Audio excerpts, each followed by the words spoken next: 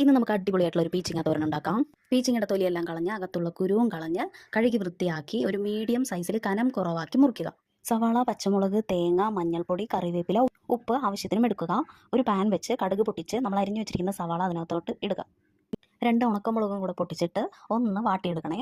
അതിനുശേഷം നമ്മൾ അരിഞ്ഞു വെച്ചിരിക്കുന്ന പീച്ചിങ്ങയും അതുപോലെ തന്നെ പച്ചമുളകും കറിവേപ്പിലയും പിന്നെ ഒരു 1/4 ടീസ്പൂൺ മഞ്ഞൾപ്പൊടിയും കൂടെ ഇട്ട് ആവശ്യത്തിന് ഉപ്പും ഇട്ടിട്ട് നന്നായിട്ട് മിക്സ് ചെയ്തെടുക്കണം. പീച്ചിങ്ങയിലോട്ട് എല്ലാ സാധനങ്ങളും എത്തുന്ന വിധത്തിൽ മിക്സ് ആക്കണേ. 1 മിനിറ്റ് നമുക്കിതൊന്ന് അടച്ചു വെക്കാം. അടപ്പ് തുറന്ന് നമുക്ക് നന്നായിട്ടൊന്ന് ഇളക്കി കൊടുക്കാം. പീച്ചിങ്ങയ്ക്ക് ടേസ്റ്റ് കൂട്ടാൻ വേണ്ടിയിട്ടുള്ള ഒരു ഇമ്പോർട്ടൻ്റ് ആയിട്ടുള്ള ഐറ്റമാണ് പെരിഞ്ജീരകം. അത് മസ്റ്റായിട്ടും ആഡ് ചെയ്യണം. ഇനി നമുക്ക് കുറച്ച് തേങ്ങ ചിരകിയതും കൂടെ ആഡ് ചെയ്തിട്ട് നന്നായിട്ടൊന്ന് മിക്സ് ചെയ്തെടുക്കാം.